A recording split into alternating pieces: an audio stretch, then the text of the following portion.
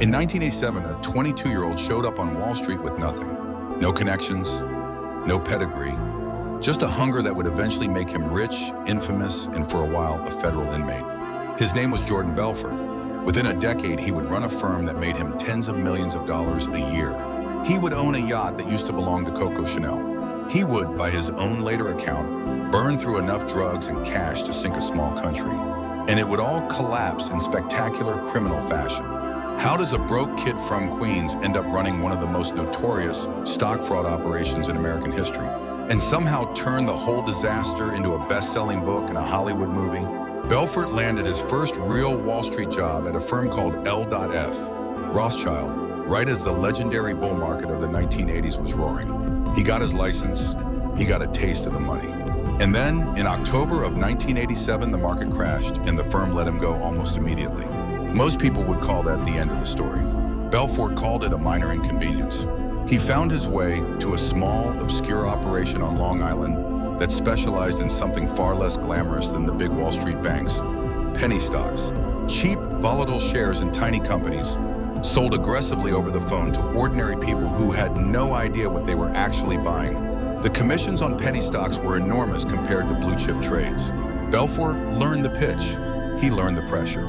And he learned quickly that he was extraordinarily good at convincing strangers on the other end of a phone line to hand over their savings.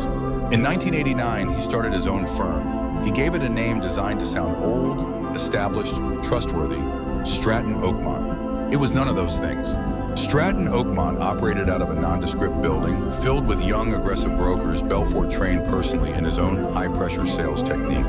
He called it, later, the straight line system. Control the conversation, control the objections, close the sale, no matter what. The firm specialized in a scheme regulators call pump and dump. Brokers would aggressively hype a stock, driving its price up through sheer sales volume and manufactured excitement, while insiders at the firm quietly sold their own shares into the rising price. When the buying pressure stopped, the stock collapsed, and the outside investors who had bought in were left holding worthless paper. At its peak, Stratton Oakmont employed over 1,000 brokers and moved more than $1 billion a year in stock trades. Belfort's personal life scaled up right alongside the fraud. Mansions, a helicopter he reportedly flew while under the influence, a yacht once owned by Coco Chanel that he later sank off the coast of Sardinia during a storm he pushed through against his captain's warning. A drug habit that, by his own later admission, included enough quaaludes on a given day to make walking to his own car a genuine physical challenge. For a while, the money made him untouchable, or at least made him feel that way. It didn't last. Regulators had been circling Stratton Oakmont for years.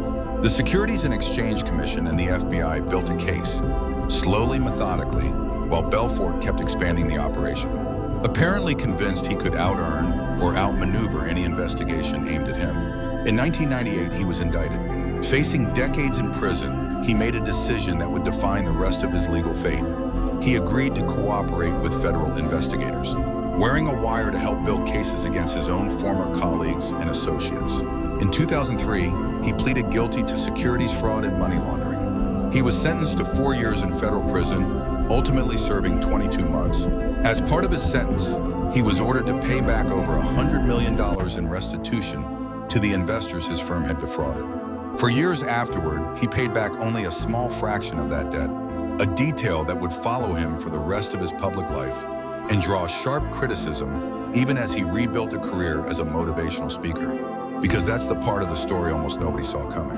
While serving his sentence, a fellow inmate suggested Belfort write down his story. He did.